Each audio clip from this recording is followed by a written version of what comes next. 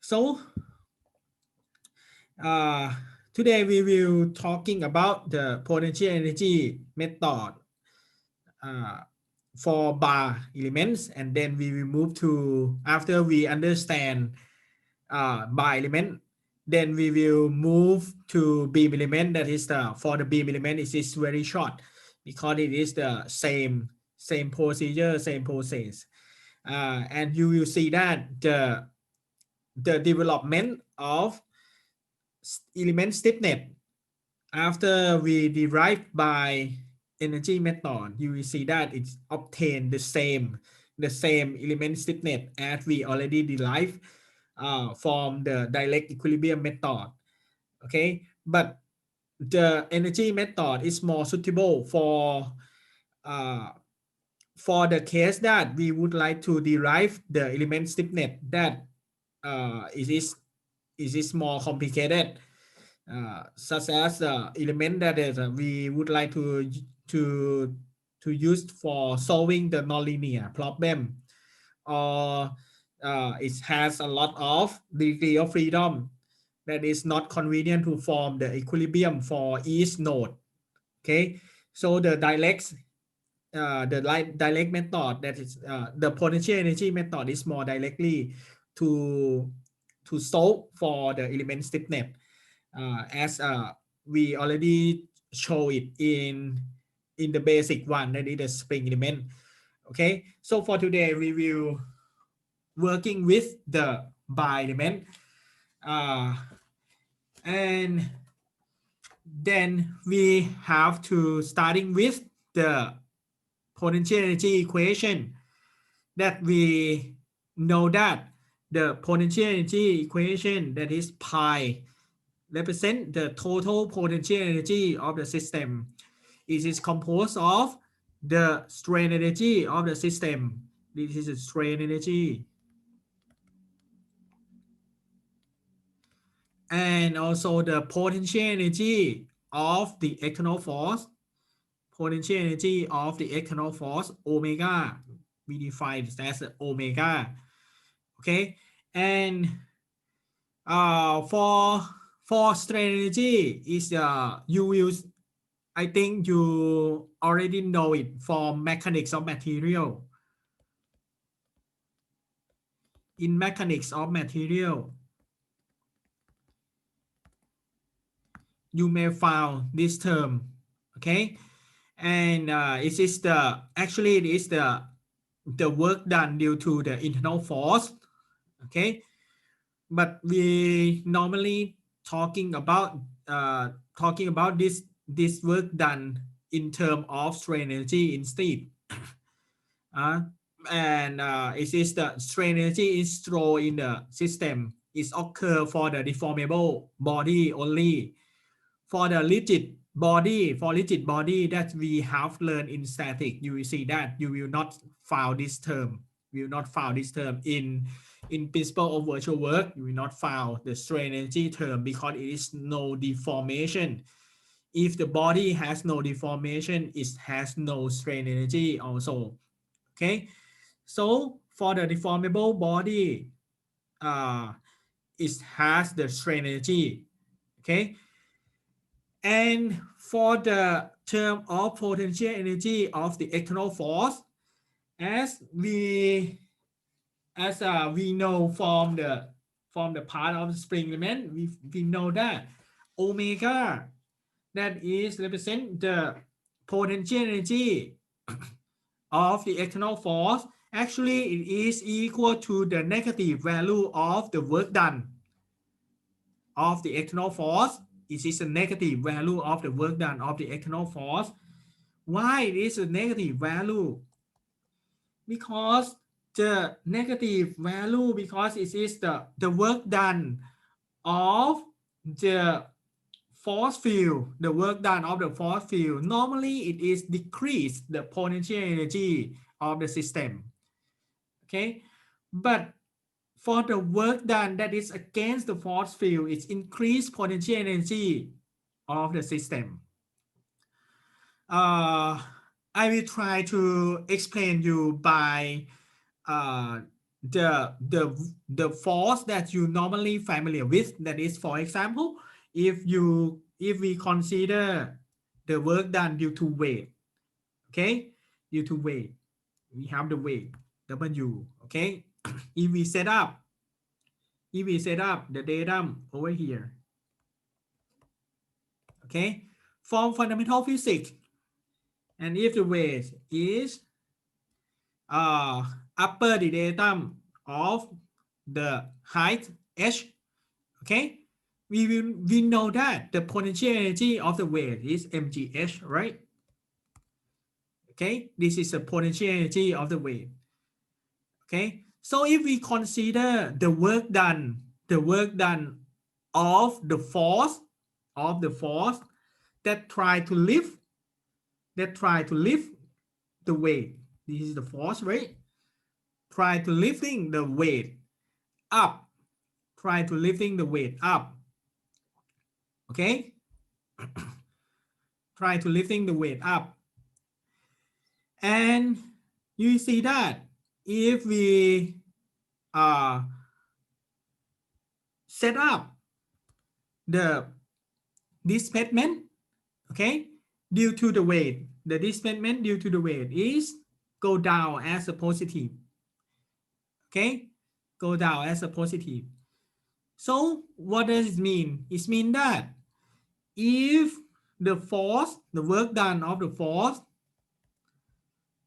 that is goes up, okay, time the displacement that is go down, that is x. So what does it mean? It means that the work done of the external force should be negative, right? Okay, because it opposites to the motion. Okay, so but you will see that it increase the potential energy. Okay, it's increased the potential energy because the potential energy is increased when the weight is go higher. Okay, so in opposite direction, if we apply the force downward, same as the weight direction, that is same as the displacement direction that we set up, okay. So for this case, you will see that the work done by force, F is positive, right? But it's reduced the potential energy, of the system, okay, because it tends to reduce the height of the weight, right? So the potential energy of the system is decreased. So this is maybe just something like this, okay. So that's why the omega is the negative of the work done by external force. So if you still don't if you still confused, okay, so you just keeping this term omega is equal to negative of the work done by external force, okay. So you just focus on this, okay. And then so we may starting with, for this system, if we would like to derive the energy equation for the bar element, we first to derive the strain energy of the bar first, okay. The strain energy of the bar is defined by we may starting with the differential internal work or the differential strain energy, okay. That is the small value. In some text we call it strain energy density, okay. And for this case, the differential internal works or differential strain energy is derived from the stress term that actually, if you see in when we collecting this term together, you see that it is the stress multiplied with delta y and delta C, that is the area, that is this area. So it's equivalent with the internal force Fi. Okay, and for delta X, the epsilon X, that is represent the axial strain.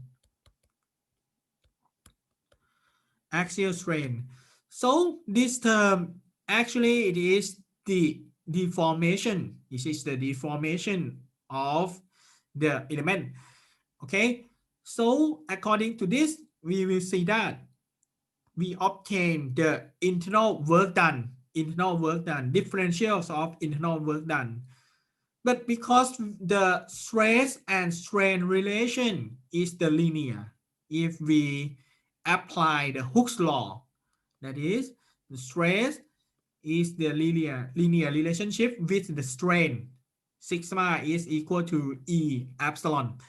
Okay, so according to that, we may rearranging the term that is delta Y, delta C, and delta X equal to dV, that is the volume, that is the differential in volume.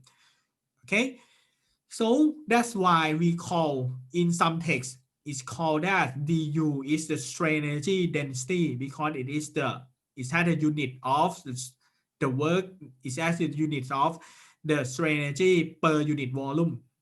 Okay, so according to this, we integrate over the volume of the element. Okay, we obtain the total strain energy like this. Okay, this is the strain energy of the bar element, strain energy of the system. Okay, due to the axial deformation. For this case, we focus on axial deformation only, so it has only one term of strain energy, that is UA, that is the axial deformation. Okay, so this is the expressions for strain energy for one-dimensional stress. Okay, and if we now we already have the strain energy in this term, right? And we keep it before. Okay, it is the integration over the volume. Okay, next we will talking about the potential energy due to external force. That is omega. Omega is composed of the term of the body force. This is the body force. The body force is normally represented as the weight. For example, the magnetic force, that is the force per unit volume. Okay, and Tx represent the traction or the surface loading. If we talking about the three-dimensional problem or two-dimensional problem, it is the traction or the surface force field, that is the force distributed over the area surrounding the body. Okay, but if we talking about the one-dimensional problem, Tx, that is the traction, represent the force per unit length or the distributed load. Okay, and the last one, that is Fi, the small Fix, Dix, that is the concentrate load. Okay, represent the concentrate load, concentrate force. Okay, so and you will see that if we assume that if we set up in sign convention, we set up the displacement and the force is in the same direction. So the work done, you will see that it has the negative term like this. Each term it has a negative one because the omega is the potential energy of the external force, that is the negative value of the work done. Okay, so that is the you will consider the omega comparing with the free body diagram of the element of the sub element of the small element like this. Okay, you see that the work done, the potential energy due to the external force is become this term. And then after we have the potential energy and strain energy already, we will formulate the element stiffness of the pi element. Okay, so for this case we may starting with the following step, that is we have to formulate an expression of the total potential energy first. That's actually we have done it. Okay, and then we have to assume displacement pattern, assume displacement function. That is for this case, for the basic one, we may assume that the displacement is distributed by linear equation, by linear polynomial equation. Okay, and then after that we may obtain the simultaneous equation that is minimize the total potential energy with respect to the nodal displacement, and you will get the equation that represent the element equation same as the direct equilibrium method that we have done it before. Okay, so we come back to the potential energy equation, that is pi equal to u plus omega.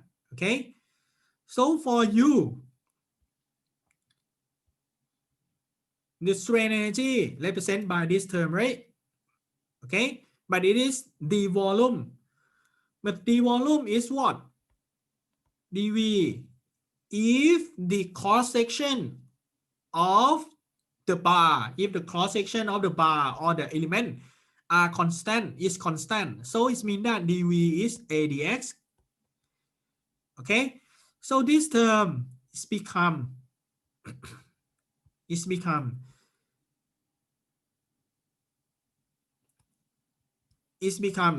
sigma x epsilon x a dx, that is the volume. Okay, so this is the strain energy of the axial deformation. It is equal to a over 2 integrate from 0 to L sigma x epsilon x dx. Okay, and this is the work done due to the traction or the surface force. This is the work done due to the body force, that is you have to integrate by volume, and this is the work done due to the nodal force that you have to we have to remind that we have, and this is at node number 1, this is at node number 2. Okay, from the notation we have this is f1x, this is f2x. Okay, that is compatible with d1x and also d2x. So the work done is f1x d1x and also f2x d2x, but it's negative value for omega, so we have this term. Okay, after that, after we have the total potential energy already. Okay, if we consider only the nodal force, so it means that the last two term is neglect. Okay, the last two term we will not consider the last two term. Okay, and after that, next step, this is the energy equation, and then next step we choose the displacement function. That is we, for this case we apply the linear interpolation. For linear interpolation, that we have the shape function like this. Okay, now we already familiar with the shape function, right? And according to the displacement function, that's defined by ND. Okay, so we can obtain the displacement at each position by interpreting with the shape function and the nodal displacement. Okay, so according to that, if we consider the strain displacement relation, for axial deformation, we know that epsilon x is equal to du by dx, but u is equal to nd. Okay, and epsilon x equal to du by dx. So that means that you have to take the first derivative to this equation that is right in the metric form, and actually d is not the function of x. Okay, it is independent with x, but just only n that is the function of x. So that means that this term, this is the derivative with the shape function only n palm. Okay, and multiply with d that is independent with the x variable. So according to that, we after we take the first derivative to n, we obtain this term. Okay, this is dn by dx. Okay, so when you take the first derivative to the shape function, you will obtain this. That in this time we will define the new notation dn by dx by b. Okay, so, or in short, we may write b, metric b is n palm. For this case, for the bar element, b is n palm. Okay, and we may find that epsilon x is equal to the epsilon x, that is actually it is a vector, it's right in vector, but because it is a one-dimensional, it is just only 1 by 1. Okay, if we move to two-dimensional problem, epsilon x is not 1 by 1 anymore, it's become 3 components. Okay, we will talking about later. We will talking about this later when we move to two-dimensional problem. Okay, but for this case, you will see that actually epsilon x it has just only 1 component, but we should write it in vector form, that is in 1 by 1 vector. But b is 1 by 2 rate. Okay, but metric d that is the degree of freedom, it is 2 by 1. Okay, so we can obtain the strain by using metric b, that is for the bi-element b is n palm, that is dn by dx. Okay, so come back to the axial stress and strain relationship. Okay, stress strain relation, because we assume that the material is linear. It's based on Hooke's law. So we have the relationship between stress and strain by this equation. Okay, so in finite element, normally we may define metric d as the constant matrix, material constant matrix. It is a material constant matrix. Okay, it defines the material property. But if for this case it is just only one-dimensional problem. So metric D is equivalent to metric E, that is just only 1 by 1.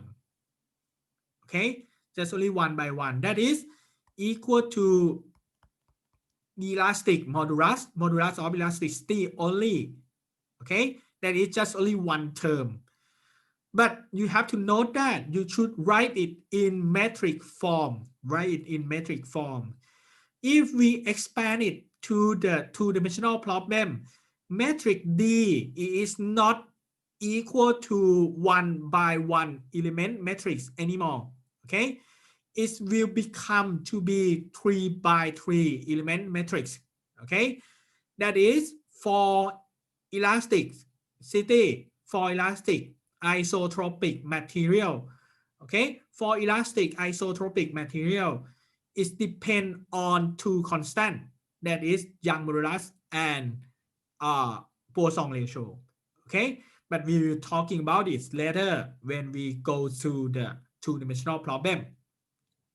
Okay, but for this case, it just has only one constant, that is E, that is the Young modulus or modulus of elasticity, like this.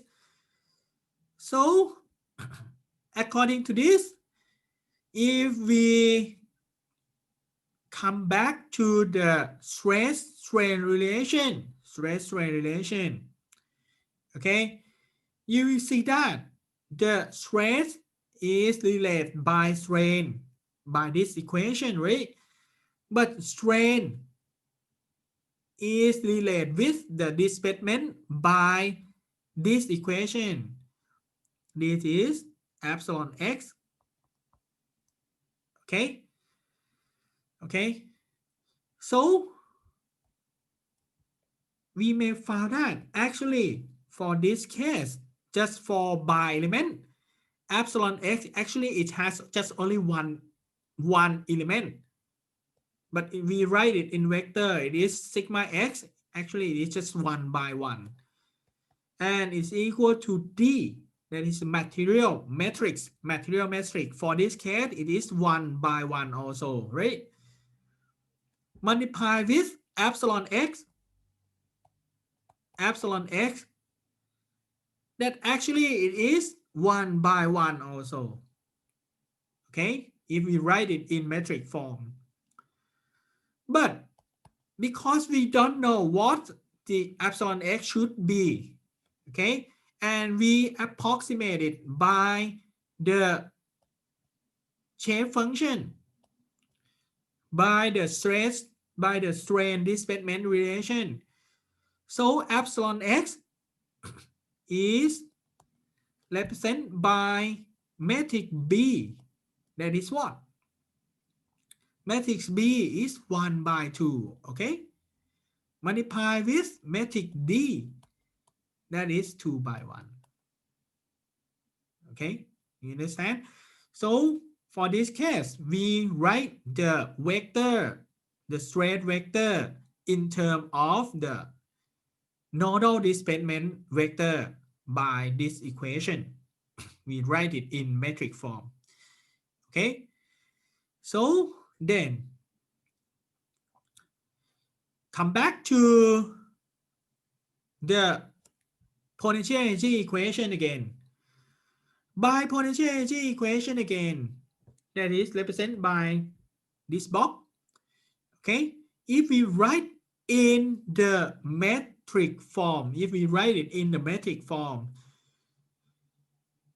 have to mention that actually stress, this is right in scalar form. Okay, but if we write it in vector form or in metric form, okay, so sigma x multiplied with epsilon x is this term by term, right? So it's have to write it in this term, that is the term of sigma x transpose multiplied with epsilon x. Okay,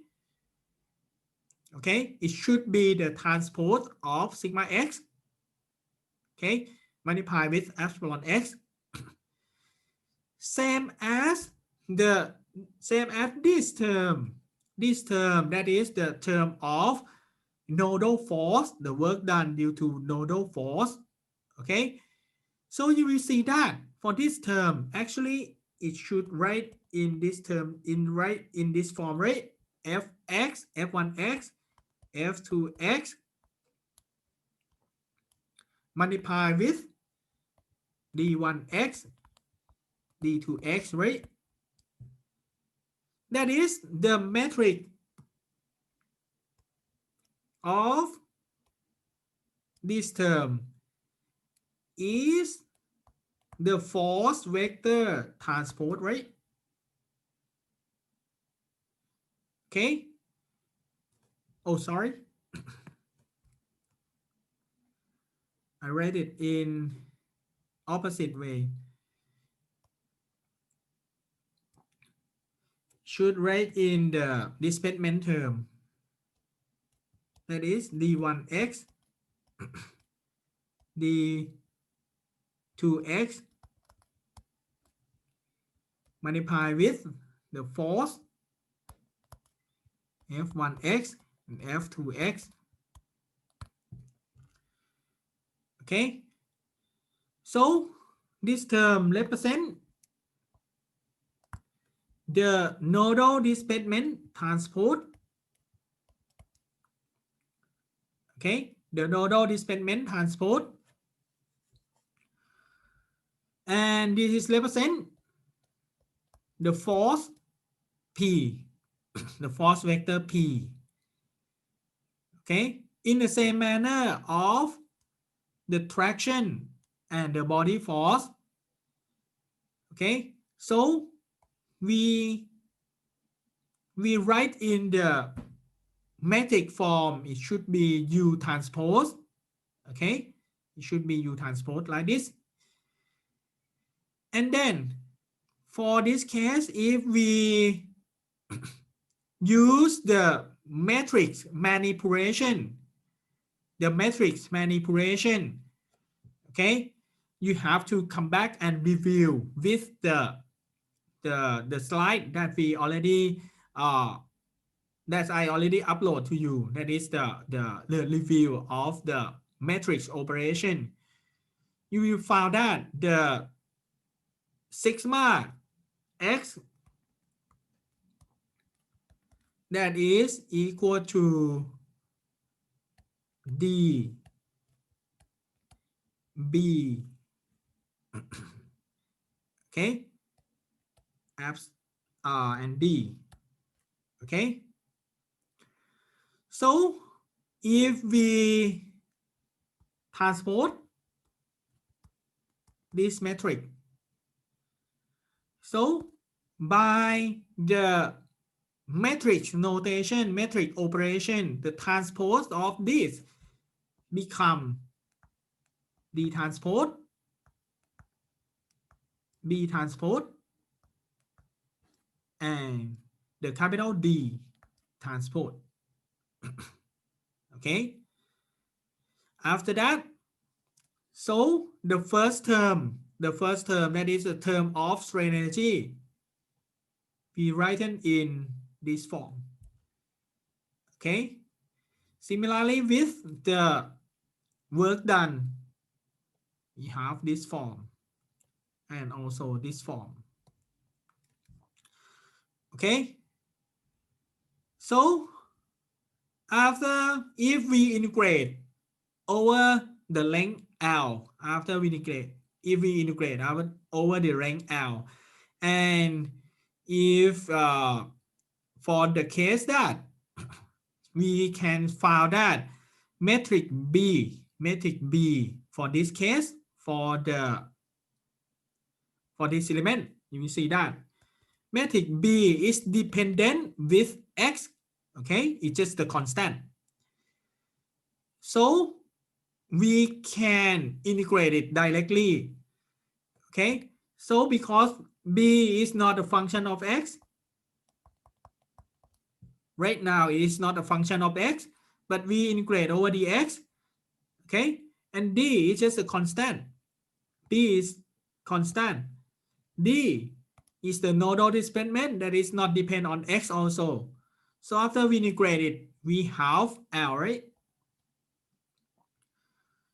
So we found that the potential energy become, this term is derived from the strain energy.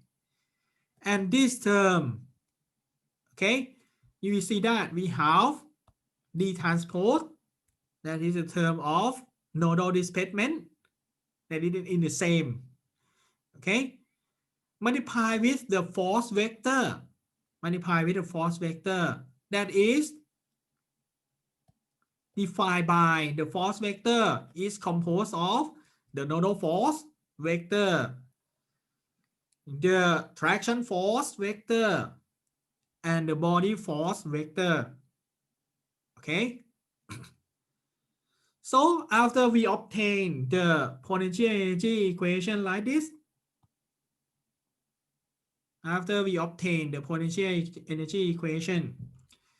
okay, so now we will move to next step, that is we minimize the potential energy term that's based on the principle of stationary potential energy. Okay, that is the system is in equilibrium if the potential energy is stationary, or it is the minimum value, we will obtain the stable equilibrium. Okay, but if it is just only stationary, it is in equilibrium. Okay, so based on that, okay, so it means that when we minimize pi, actually we have to come back to use the calculus of variation that I will talking about is briefly. When we take the variation pi p is equal to pi partial derivative of pi with respect to d1x, variation of d1x, plus partial derivative of pi p with respect to d2x, variations of d2x, and so on if we have more degree of freedom. And because we know that the variation of d1x and d2x is not equal to 0, so it means that the partial derivative of pi with respect to d1x is 0, and also partial derivative of pi with respect to d2x is equal to 0 also. So that's why we obtain two equations. This is the first one, this is the second one. Okay, so according to this, we obtain two equations with two unknown, that is d1x and d1 in and d2x. Okay, so we may explicit evaluate the function pi by consider the strain energy term first. Okay, after we derive it directly, we will obtain this term, this equation. And also for the work done by force, if we consider just only the force, or if we mention just only the nodal force, okay, so after we take the first derivative, this term with respect to d1x and d2x, you will see that you obtain two equations, right? You obtain this equation and this equation. After we obtain these two equations, rewrite it into the metric form. You will see that we will obtain this equation. Okay, we obtain this equation. And if we set up it equal to 0 based on the principle of stationary potential energy, you will find that we obtain the stiffness of the bi-element, that is the metric K, like this. that is same as the direct stiffness, direct equilibrium method that we already done before. Okay. Okay. So, you have any question? And I will stop the clip, this clip.